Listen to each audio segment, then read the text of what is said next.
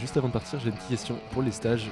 Quand j'ai arrêté, je suis parti de Ledger, je me suis retrouvé à l'hôpital, j'ai le cœur qui a lâché. Quand on lève autant d'argent, c'est quoi le ressenti? C'est quoi les guillis dans le ventre qu'on ressent? Il n'y a pas de rivalité, il y en a qu'un qui a fait une licorne, c'est moi. Aïe aïe aïe aïe aïe.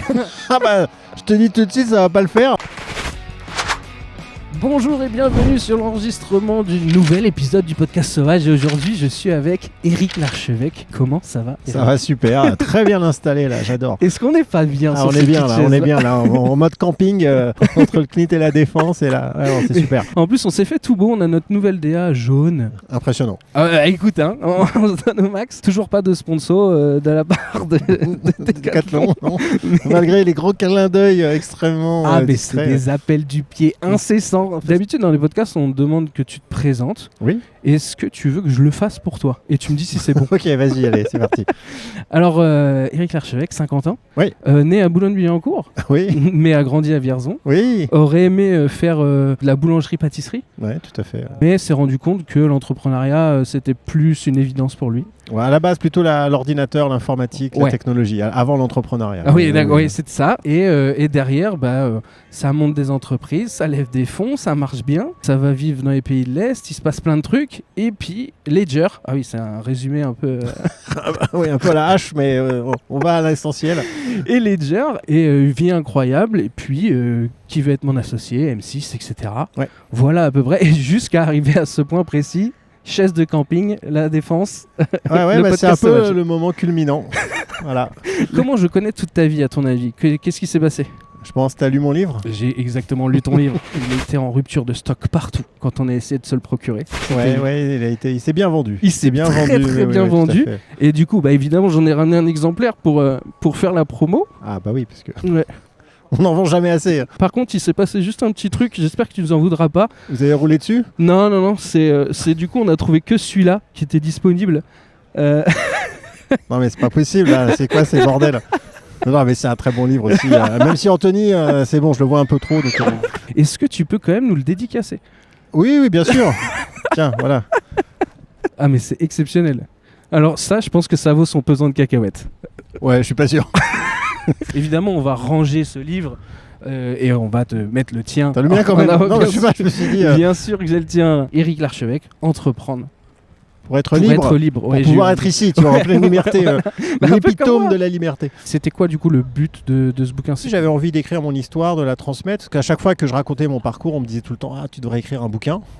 Donc je me suis dit, à force qu'on me le dise, je me suis dit « Allez, je vais le faire ». Et puis c'est toujours un plaisir, c'est de la création. C'est devenu hyper à la mode, du coup, les bouquins un peu pas sur l'entrepreneuriat, mais sur donner des conseils dans l'entrepreneuriat. Oui, c'est un peu du développement personnel d'une manière générale. Et bien sûr que ça se vend pas trop mal, puisque c'est...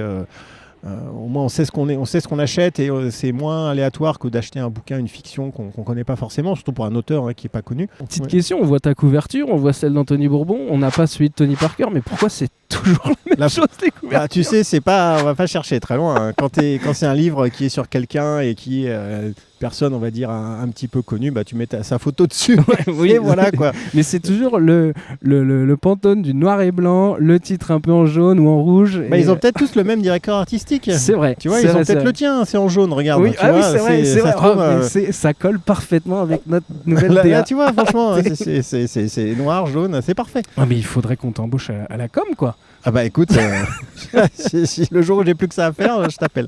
Nous, on s'est amusé à faire un petit truc, c'est... dans le bouquin, tu dis évidemment que tu as une première attirance pour la pâtisserie, boulangerie, etc. Ouais.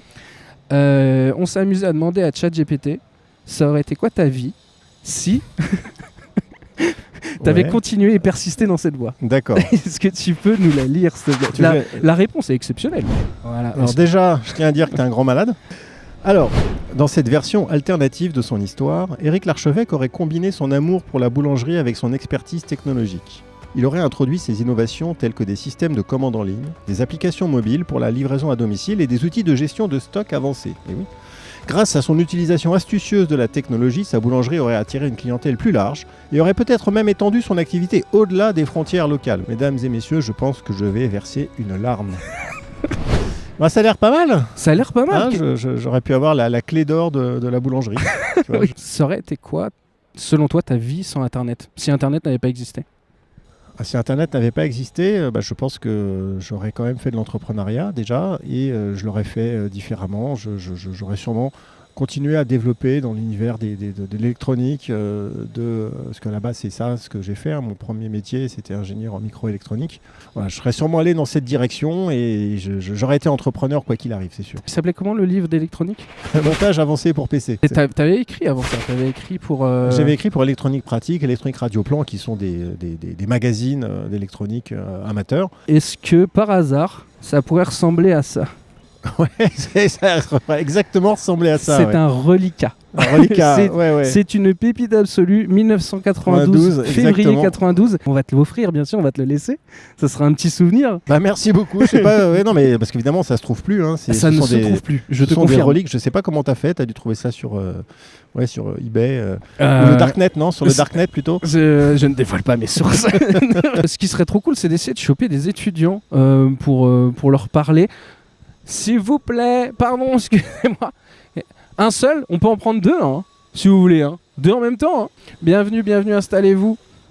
Salut. Bonjour. Bonjour.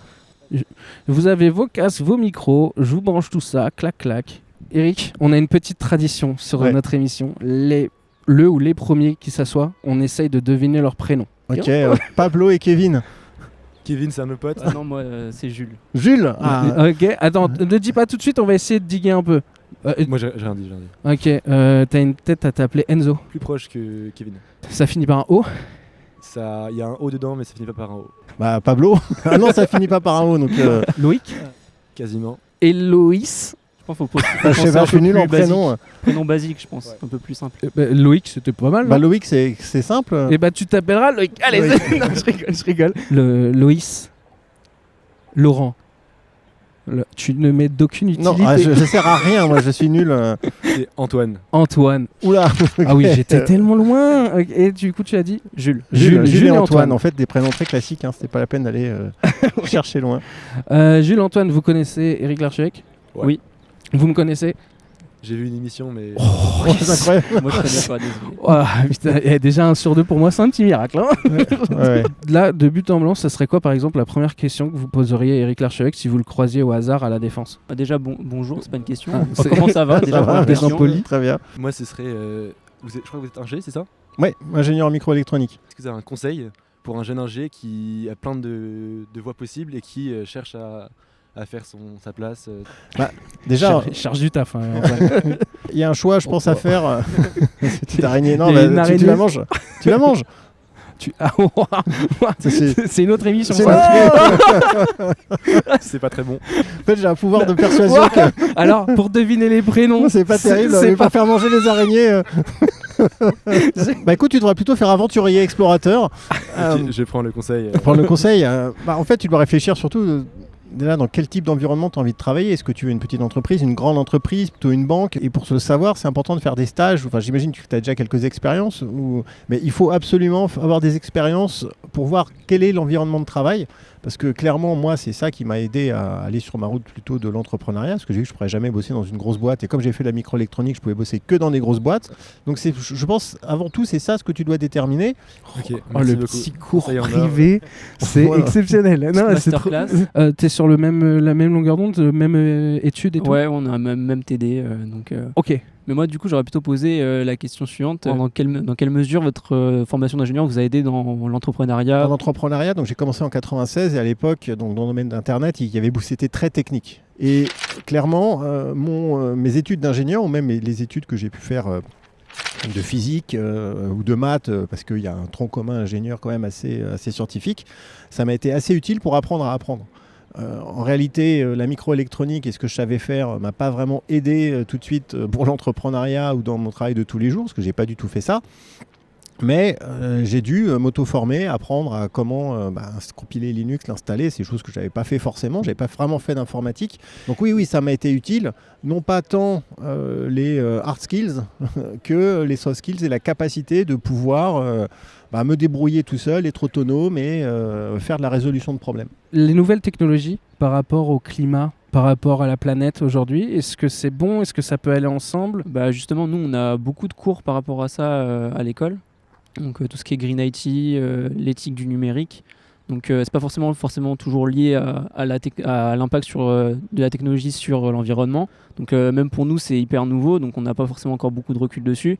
Donc on commence déjà à avoir des cours et des préventions vis-à-vis de ça en disant voilà, faut l'utiliser à bon escient, c'est un super outil, mais comme tout, il y a ses travers, il y a ses avantages, ses inconvénients, et l'école nous aide à essayer un petit peu d'identifier les travers et à pas tomber dans le piège. Et après, nous, de notre côté, on expérimente aussi de notre côté, que ce soit sur nos projets en cours ou nos projets personnels. Bah, franchement, merci beaucoup les gars, vous êtes trop smart, c'est trop cool. Ingénieur. En vrai, je m'efface. Avant de vous libérer, il y a la roue des cadeaux. C'est la séquence de la roue des cadeaux. Alors aujourd'hui, elle est un petit peu spéciale. Notre partenaire du jour, c'est Vivatech. Vous savez ce que c'est que Vivatech, j'imagine ? C'est un salon où il y a beaucoup de créations. Oui, tout à fait. Ouais, c'est un grand événement autour de la technologie qui célèbre les nouvelles technologies et qui va frapper très très fort cette année encore. Ouais. Et du coup, on a plein de goodies à faire gagner. Stickers, stylo. Les stickers, c'est nous. Wow. Des pins. Mais attendez. Dans les cases jaunes, il y a 2 places pour Vivatech ou le livre d'Éric Larchevêque. Attention, et dédicacé. J'adore lire. Donc, Ah, le livre. Let's go. Le livre. Oh C'est ça. wow, Franchement, incroyable. Ah mais c'est magnifique. Incroyable. Alors regarde, tu vas repartir tout de suite. Regarde, bam, le stylo il est parti, le bouquin il s'envole. Vas-y, donne tout. Un stylo. Aïe. qu'il a utilisé pour dédicacer le livre d'Antoine. Les stylos, c'est pour ma société à moi. C'est moi qui produis les contenus, c'est le Cooper. Voilà. En tout cas, merci beaucoup d'avoir participé. Et juste avant de partir, j'ai une petite question pour les stages. Yes. Pas forcément chez vous, si vous prenez pas de stagiaire aussi. Moi, je suis à Vierzon, moi. Ah, c'est pas la côté. Ah, le A. Après, nous, on a fini les cours, on peut se déplacer.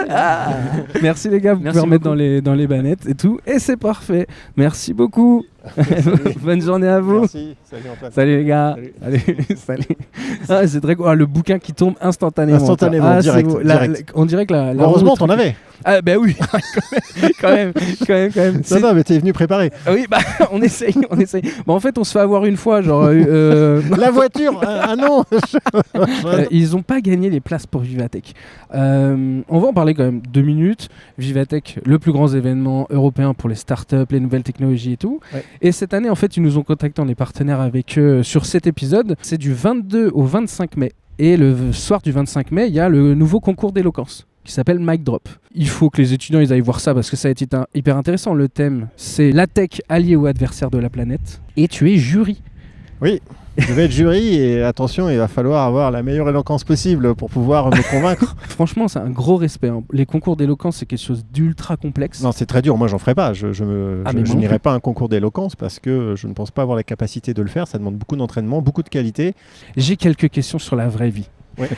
Alors, ça va aller vite, c'est quelques petites questions qu'on a notées, mais juste pour voir si t'es resté le même, Eric. Ok. Est-ce que tu sais combien ça coûte un pain au chocolat ? Un pain au chocolat. Alors, ça dépend où. À Vierzon. Je dirais. Ouais, je sais pas. C'est de 2,25 €. Ouais, je pense à peu près. À Paris, oui, c'est ça. Tu vas en acheter ton toi-même ? Ça m'arrive. Oui. Quand même. J'aime bien. Mais... Le dernier film que t'as vu au cinéma ? Dune 2. Oh bah ouais, non mais masterclass. Masterclass, oui, Masterclass. exactement. Le film à voir au cinéma. Ouais, voilà. S'il faut aller au cinéma, Oui. c'est Dune 2. Gros fan de ciné ?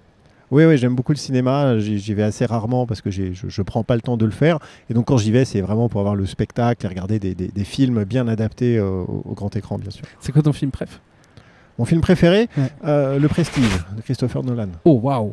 Oh, belle ref. Ok. Non, voilà. Après, il y en a plein. J'ai beaucoup, mais j'aime beaucoup Christopher Nolan et je trouve le Prestige extrêmement, le scénario, les acteurs, la réalisation, très bien. Est-ce que tu prends le métro ? Oui, tout le temps. Tout le temps. Et c'est pas Je devenu. suis venu plus en métro là. Ok, et c'est pas compliqué ? Tu te camoufles ?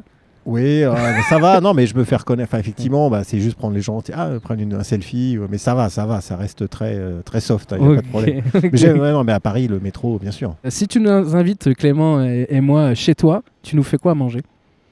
Ce que je vous fais à manger. Alors, si c'est moi qui dois cuisiner, tu veux dire, j'ai pas le choix. Oui. Je sais pas. Je vous fais une escalope de dinde à la crème, aux champignons, avec du riz. Ok, on est dispo assez rapidement. Voilà. Et enfin, dernière question de la vraie vie de tous les jours. Tu passes combien de temps par jour sur TikTok ? Le moins possible. Parce que franchement, c'est un fléau ce truc. Et ok, ça peut être intéressant de temps en temps, mais ça a une puissance d'addiction qui est terrible. Et donc, c'est horrible. Tu commences à regarder, il sait très bien ce que tu as envie de voir. Et ça peut être des choses très intéressantes, hein, mais après, tu restes 1 heure, 2 heures, et ensuite, tu as un tel sentiment de vide. Ouais. Que c'est horrible. Si on revient par exemple sur toi, tes débuts entrepreneuriaux, oh là là, je suis parti. C'était 96. 96, pas de réseau, pas d'internet, rien du tout. Si, il y avait internet. Quoi. Oui, punaise, c'est vrai. Mais c'était les modems. Oh là, oui, c'est vrai. Non, c'était les modems. Il y avait encore le Minitel qui existait, qui fonctionnait bien, et on se connectait à internet par modem. C'était le tout début des fournisseurs d'accès à internet, Club Internet, Wanadoo. Tu payais 149 francs par mois, et avec ton modem, t'accédais. Mais bon, il fallait le vouloir. Hein. Tu avais un seul endroit dans la maison qui avait Internet, il fallait se connecter, tu relevais tes mails, donc il n'y avait pas le mobile sur toi, et donc tu n'avais pas cette instantanéité. Du coup, je vais te proposer de te replonger un peu en arrière. Tu as construit, tu as eu plein d'idées, tu as monté beaucoup de boîtes quand tu étais plus jeune, on va dire ça comme ça. Est-ce que tu aurais un top 3 des idées les plus absurdes que tu as eues en création d'entreprise ou des idées faites ou pas faites, quoi? Je sais pas si c'est absurde, mais en tout cas c'est une idée que j'aimais bien, mais qui était un peu spéciale, mais que j'ai jamais fait finalement. Je voulais faire un système de messagerie justement qui redonne du sens au message et à la vie. C'était des messages que tu envoyais, donc un message classique, sauf que pour pouvoir l'ouvrir, il fallait être à un endroit précis à une heure précise. Donc c'est un message que tu ne peux découvrir que si tu vas par exemple sur les falaises d'Étretat, et là ça te localise et ça dit ok, là tu peux ouvrir. Okay. Donc c'est une sorte de capsule temporelle et spatiale. Est-ce que vous voulez venir vous asseoir avec nous? Vas-y, viens avec nous. Viens carrément du côté de Eric. Ouais, vas-y, viens.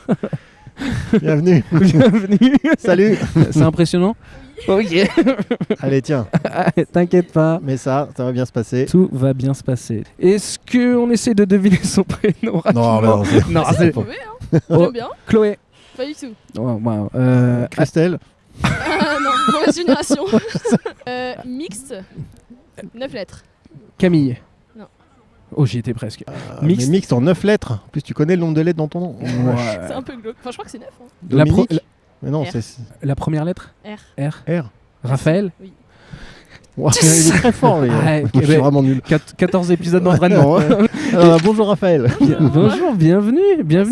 Et t'es étudiante? Tout à fait, je suis juste derrière, à l'IESEG. Ok, Voilà. trop Donc, cool. étudiante en quoi? C'est quoi les Moi, je suis actuellement en Master 1 en marketing digital D'accord, et innovation. super. Est-ce que... attends, là, il commence à pleuvoir des petites gouttelettes. Ouais, donc on va tout va bien, mais tout va bien. Automne, ça me dérange pas. Ouais, voilà, Est-ce que tu as une question pour Eric, toi, de ton côté? L'entrepreneuriat en un seul mot, qu'est-ce que ça pourrait être? L'action. L'action, ok. Ouais, en un seul mot, c'est l'action. Hein. L'action, c'est le juge de paix de l'entrepreneur, donc c'est l'action. Ok. Avant le risque, avant la résilience, avant tout ce que tu veux, c'est l'action. Parce que si tu fais rien, t'es pas entrepreneur. Je vais te faire tourner la roue des cadeaux. Ok. Parce qu'il y a une roue des cadeaux. Oh, Il y a une ça, on roue m'avait des pas dit. cadeaux. On t'avait Ah pas ouais, dit. non, Ah, c'est la roue des cadeaux. Ouais, mais attention, les cadeaux, tu vas voir. C'est Eric Larchevêque qui tient la roue des cadeaux, c'est magnifique. oui. Un pins. Oh Un pins. Un petit pins pour mon cartable. Le pins Voilà, pour pour le cartable. le cartable. Voilà, l'école après. C'est un Tans. Si Vivatech me le permet, moi je veux bien offrir 2 places pour Vivatech à Raph en plus du pins. Ah, bon bah. Si ça vous va, Je commençais mieux, c'est plus sympa. Je Quoi. Ouais, je ouais. regarde Il a Vivatech. le droit de tricher, c'est sa roue. Bah oui. Bon bah. Non, sous couvert de. C'est Eric Larchevêque qui a dit oui. Ah oui, oui. C'est 2 places officielles, mais en gros, faut juste que tu remplisses ton nom. C'est la tech. La tech. Ici, c'est la tech là. Comme ça, tu merci. pourras assister au concours d'éloquence aussi le 25 mai. Bon bah très bien. Trop cool. Super. Et t'invites qui tu veux. Ok, trop bien. Bah merci beaucoup. Bah, merci à toi Merci, d'avoir Raphaël. participé. Merci Plaisir. Raphaël. Merci d'être venu. On commençait à parler de Ledger. Pour un moldu comme moi, c'est pas si facile de comprendre. Donc, en une phrase, ce que fait Ledger, on fait des coffres forts pour Bitcoin. Ok. Des coffres forts donc pour cryptoactifs, dont le Bitcoin qui est le plus connu. Ledger, c'est tes plus grosses levées de fonds. Oui, Ledger, c'est un demi-milliard levé. Ouais, On a dans levé 1,2 million d'euros dans la seed auprès de Xange. Ouais. Ensuite, on a levé 7 millions pour la série A, notamment auprès de Maïf, qui n'est pas resté longtemps. Ensuite, on a levé à peu près 60 millions d'euros auprès de fonds américains. Ouais. Ça, c'est la série B. Et ensuite, il y a eu la série C. Donc là, j'étais plus là. Au total, 400 millions, 300 et 100 millions. Je crois que c'était 380 millions la dernière. Voilà, il y a eu 100 millions de plus un an après. D'accord. Et donc, on dépasse le demi-milliard de levée. Ouais. Ce qui fait que pour les gens, pour qu'ils saisissent, la valorisation de l'entreprise dépasse le milliard. Oui. C'est ce qu'on appelle une licorne. Exactement. Quand on lève autant d'argent, c'est quoi le ressenti? C'est quoi les guillis dans le ventre qu'on ressent? Déjà, on est content parce que c'est un espèce d'objectif qu'on s'était fixé. Mais surtout, il faut bien comprendre qu'une levée de fonds, ce n'est que le début. Parce que quand tu lèves 400 millions à une valorisation à plus d'1 milliard, et que les gens font un chèque de 100 millions à cette valorisation, c'est qu'ils espèrent que l'entreprise va valoir 10 milliards. Tu vois ? Et donc, ça veut dire que c'est le début d'un processus où il va falloir prendre énormément de risques, être au rupteur à tous les niveaux, innover, développer. C'est vraiment soit tu deviens énorme, soit tu exploses. Toi, la leçon que tu en tires de Ledger, maintenant que tu as pris du recul avec tout ça, c'est quoi? Ce que je retiens, c'est avant tout l'aventure humaine. On était 8 cofondateurs et c'est ce qui a fait la force de Ledger au début. Et en plus, sur un marché qui était complètement nouveau, celui des cryptoactifs, avec tout un tas de montagnes qu'on a dû franchir et de complexités liées à l'univers dans lequel on opérait. Et voilà, si c'était à refaire, je ferais tout pareil. Mais si on me demandait si je voulais le refaire, je dirais non, non je ne le referais pas parce que ça a été trop dur. Je trouve ça trop cool d'en apprendre plus sur toi. Ça tombe bien, on a fait un nouveau jeu. Tu es le premier à faire celui-là qui s'appelle Quelques mots en 1 minute. Donc je vais mettre un chrono de 1 minute. Okay. Et il faut que tu répondes au maximum de questions en quelques mots. Ça dépend de ta capacité à pouvoir dire les questions rapidement. L'argent fait-il le bonheur? Non. Si t'avais pas été entrepreneur, t'aurais fait quoi? Pâtissier. C'est quoi ton jeu vidéo préféré? Baldur's Gate 3. C'est quoi ton plus grand défaut? Égoïste. T'écoutes quoi comme podcast? Le podcast sauvage à partir de maintenant. Yes! Ça te manque le poker? Non. Si t'avais un conseil à donner aux gens, ce serait quoi? De se lancer, de pas réfléchir, aller dans l'action. As-tu peur de la mort? Oui. La personne qui t'admire le plus au monde? Elon Musk. Est-ce que Vierzon est la plus belle ville du monde? Non. Ton plus gros regret? Mon plus gros regret... Ah là là, je suis foutu là. J'ai aucun regret. Ok. Est-ce que réussir sans galérer, c'est vraiment réussir? Oui. Tu dis quoi aux gens qui ont peur de se lancer? D'arrêter d'avoir peur. Il faut pas avoir peur de l'échec. L'échec, on s'en fout. Le plus dur, c'est la peur de l'échec et c'est ça qu'il faut surmonter. T'aimerais avoir ta propre émission de télé? Oui. Ça fait 1 minute. Ok. Oh, la propre émission de télé, j'ai hâte de voir ça. Ouais, je sais pas. Là, j'ai pas, il y a pas d'exclus, il y a pas de scoop. Il y a pas de pitch bien en sûr, cours. j'aimerais bien, évidemment. Maintenant, retour à Vierzon, Slow Life. T'en parles dans ton bouquin. Ouais. Ça te fait du bien d'avoir ralenti un peu le rythme comme ça? Ah oui, complètement, parce que je pense pas que j'aurais pu continuer à un rythme effréné longtemps, puisque la preuve, quand j'ai arrêté, je suis parti de Ledger, je me suis retrouvé à l'hôpital, j'ai le cœur qui a lâché, donc je pense que j'étais au bout, j'avais trop puisé sur ma force vitale, et il était donc urgent pour moi de ralentir, et c'est pour ça que la slow life, c'était la seule option. Et du coup, derrière, c'est l'enchaînement. Qui veut être mon associé? Début de la notoriété, on va dire, visuelle en tout cas, parce que tu avais une notoriété... Alors j'avais une petite notoriété sectorielle, parce que autour du Bitcoin, etc. Donc ça m'arrivait déjà qu'on me reconnaisse dans la rue, mais c'était quand même très rare. Avec la télévision et Qui veut être mon associé, ça a complètement changé, évidemment. Et c'est toujours un kiff absolu, après toutes ces saisons, de faire Qui veut être mon associé. Oui, tout à fait. C'est un vrai plaisir d'accompagner les entrepreneurs, de voir des nouveaux projets, d'envoyer des pics à Anthony Bourbon. Enfin, non, on se demande un peu si c'est une vraie rivalité ou si vous l'entretenez ou si c'est du marketing. T'es pas obligé de répondre. Il n'y a pas de rivalité. Il y en a qu'un qui a fait une licorne, c'est moi. Aïe, aïe, aïe, aïe, aïe. Écoute, j'espère qu'on va recevoir Anthony Bourbon. Exactement, mais j'espère bien. Histoire qu'il réponde à ça. Qu'il réponde là, le début du clash. Exactement. En tout cas, si t'aimes tant avoir des entrepreneurs qui viennent pitcher une société, ce que je te propose, c'est qu'on accueille Clément qui va venir te pitcher une société. Très bien. Bonjour. Bonjour Clément. Ok, bonjour Eric. Bonjour Clément. Je suis venu vous pitcher le podcast sauvage. Je vais vous vendre 10% de la société contre 10 000 euros. Le podcast sauvage, c'est quoi? C'est une émission co-créée avec Damien Le Cooper et moi-même. C'est une émission de divertissement qui s'adresse à tout le monde, et vraiment à tout le monde. Le but est très simple, on pose 4 chaises quelque part dans un lieu public. Sur la première, il y a Damien ou moi-même qui allons présenter l'émission. Sur la seconde, on a un invité. Et sur les 2 autres, eh bien, c'est quelqu'un qui passe par là, un passant, un inconnu, qui vient s'asseoir. L'idée, c'est vraiment de réunir ce qui normalement ne devrait pas être réuni. Pour le faire pour tout le monde, l'idée est très simple. On va faire 3 versions de l'émission pour pouvoir toucher un maximum de personnes. Donc on a une version longue, le podcast en entier, sur les plateformes d'écoute comme Spotify. Il y a une version de 20 minutes pour les personnes qui, en mangeant ou avant d'aller se coucher, regardent YouTube. Une version un peu plus dynamique et montée. Et une version verticale pour les personnes qui scrollent sur TikTok ou en Reels par exemple. L'idée, c'est d'amener le divertissement chez tout le monde, d'amener un discours que des personnes n'auraient peut-être pas entendu. Peut-être que des gens vont apprendre à vous connaître grâce au podcast Sauvage. Vous avez pu rencontrer des gens qui peut-être vous n'alliez jamais rencontrer dans votre vie, simplement parce qu'ils étaient là. Il y a une partie de chance, je sais que vous n'y croyez pas trop, mais en réalité, alors peut-être appelons ça le hasard. Les 10 000 €, alors il faut qu'on en parle. Parlons-en. Ouais. La valorisation de notre émission, je la mets à 100 000 €, alors qu'aujourd'hui, il n'y a pas vraiment de rentrée d'argent. Cette valorisation, si elle est élevée comme ça, c'est parce qu'en seulement une poignée d'épisodes, seulement une dizaine, eh bien, il y a des gens comme Vivatech qui ont réussi à nous trouver, ce qui fait qu'on est sur le même chemin aujourd'hui. Universal Music nous a également apporté 2 de ses talents. Si des entités aussi grosses que celle-ci arrivent à nous trouver, alors demain ce sera forcément de la publicité qui va arriver. On a cette roue des cadeaux qui vous a fait rire, il y a cette banderole ou cette table qui est extrêmement pratique pour des marques pour venir se positionner. On y arrivera, quoi qu'il arrive, je pense qu'on y arrivera, mais ce petit coup de pouce, il nous aiderait à avoir une nouvelle caméra plutôt que cet iPhone et de pouvoir voyager, puisqu'on n'a pas envie que le podcast Sauvage ce soit uniquement parisien, et en vérité sans argent, eh ben ça reste parisien. Si on veut aller vraiment partout, faire se rencontrer des gens qui n'auraient jamais dû se rencontrer et continuer à donner du divertissement au plus grand nombre, on a besoin de vous. Ok. Je peux poser des questions ? Évidemment. Bien sûr. Sur YouTube, il y a combien d'abonnés ? On est à 1200. D'accord. Et Instagram ? 8600. Ok. On existe depuis 6 mois. D'accord. Et TikTok, même si le nombre d'abonnés, c'est... 16 000. D'accord. Ça compte... en tout, en cumulé, on est à 8 millions de vues, quelque chose comme ça. Moi, perso, tu fais ce que tu veux, Eric. Moi, perso, j'aurais fait une offre parce qu'il est sympa. Mais comme t'as pas d'argent, c'est... C'est un gag avant tout, évidemment. Oui. Maintenant, si t'as une offre, Ouais, c'est ça. T'as jamais investi dans des médias ? Non. On pourrait être le premier.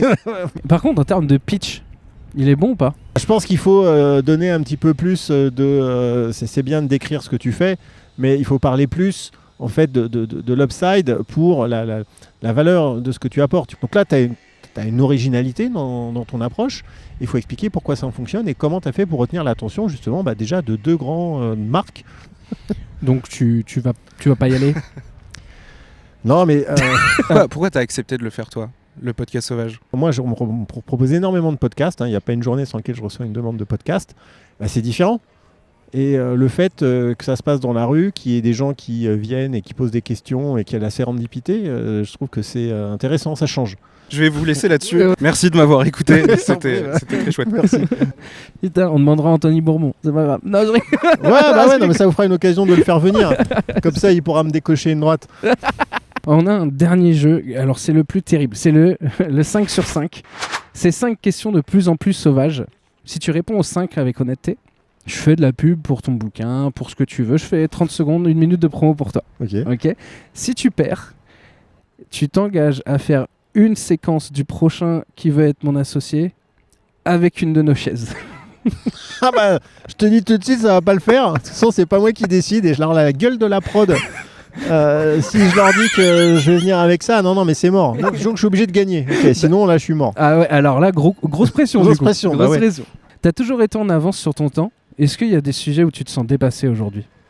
Oui, bien sûr, probablement, sur tout ce qui est des sujets politiques. Enfin, voilà, je me dis, ça y est, je suis un boomer, quoi. Dans quelle boîte t'as investi et en fait, t'aurais pas dû y aller ? Oh, il y en a trop. Non, mais il y en a plein, mais après c'est facile. Je vais pas te donner de nom parce que ce serait pas gentil, mais par exemple, si tu prends la saison 1 de Qui veut être mon associé, j'ai fait 7 investissements et il y en a 5 qui ont déposé le bilan. En 3, avec 375 millions d'euros, tu es la 348e fortune française. Est-ce que tu as déjà cédé à des caprices? Je me suis acheté le Roadster Founder Edition de Tesla, fait en 1000 exemplaires, que j'ai payé 240 000 euros cash il y a 2 ans ou 3 ans, et je sais même pas si je la recevrai un jour. Tu l'as pas reçu. Ah bah non, elle est même pas fabriquée encore. Tu penses qu'il va vraiment les faire ou pas? Je sais pas, je sais pas. Donc là, tu as littéralement envoyé 240 000 euros sur un truc où tu sais pas. Ah je sais pas, ouais, tout à fait, ouais.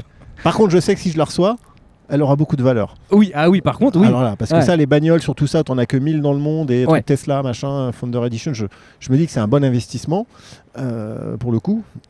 Mais ouais, la probabilité que je la reçoive, aujourd'hui, elle est inconnue. Est-ce que en 4, tu t'es déjà réellement embrouillé avec un membre de Qui veut être mon associé? Non.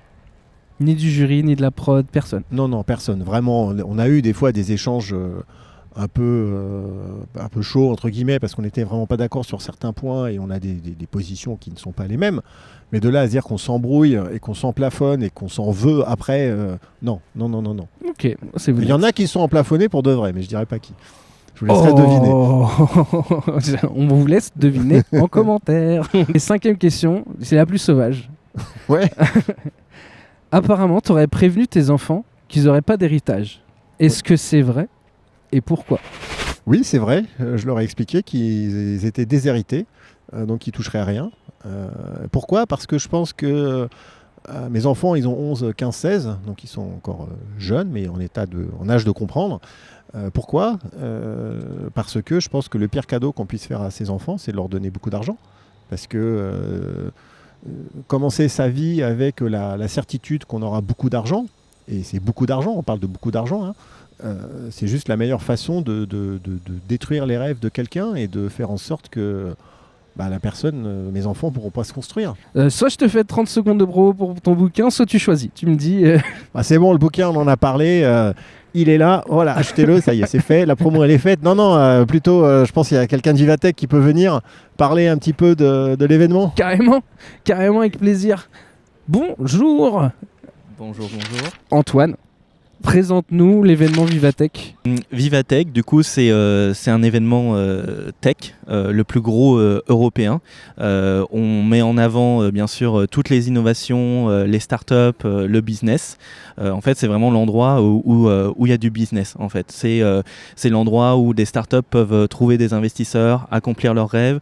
C'est l'endroit où on va pouvoir rencontrer des speakers incroyables.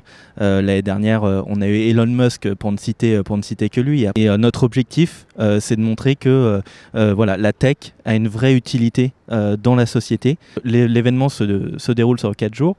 Et le samedi, ça ouvre à tout le monde. Et donc, on fait la part belle à un public qui n'est pas forcément très amateur de tech ou qu'on a entendu parler, mais qui ne sait pas vraiment ce que c'est. Et donc, on essaye de rendre la chose la plus abordable.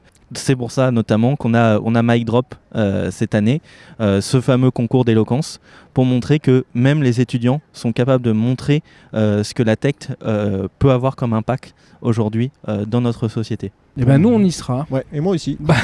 On se revoit là-bas. Moi aussi. Dernière question, Eric, qui est un peu l'ouverture sur toute cette discussion qu'on a eue ensemble. Est-ce que tu as au fond de toi la volonté de laisser une trace de ton passage sur Terre? Je pense qu'on a tous la volonté de laisser une trace de son passage. Et si on est entrepreneur, c'est parce qu'on a envie de créer, de montrer au monde qu'on est capable de faire quelque chose. En tout cas, pour moi, ça a été un moteur puissant de vouloir montrer que je pouvais faire des choses, que je pouvais créer, que je pouvais construire. Et donc, oui, forcément, on a envie de laisser une trace sur Terre. Après, tout ça, c'est très vain parce que cette trace, elle sera forcément minuscule. Et quand on réfléchit, qu'on fait un zoom out de la Terre, de l'univers, de tout, on se dit que de toute façon, tout ceci n'a que très très peu d'importance. On n'est qu'une microseconde de passage sur Terre et que vraiment, ça n'a aucun impact. Cependant, je pense que mon rêve, J'aimerais bien avoir non pas une impasse à Vierzon, mais une place. La place L'Archevêque à Vierzon. Et là, je me disais, ça y est, j'aurais réussi à faire mon passage sur Terre. Ok. Donc voilà. Donc il te faut la place à Vierzon. S'il vous plaît, Elon Musk, le Roadster à 240 000. Ouais, mais d'abord le Roadster, parce que la place, c'est quand je serai mort. Hein. Donc, non, dans l'ordre, c'est d'abord le Roadster, qu'au moins je fasse un tour avec. Et peut-être que je vais me tuer avec. Et donc, ensuite, ce sera la place Éric L'Archevêque à Vierzon. En l'honneur de ce grand entrepreneur parti trop tôt. C'est une magnifique fin, une magnifique conclusion à ça. Merci à Vivatech d'avoir soutenu l'épisode. Merci à toi Eric d'avoir été là. C'était un plaisir. Et c'était le podcast sauvage numéro 14. Merci. Ciao.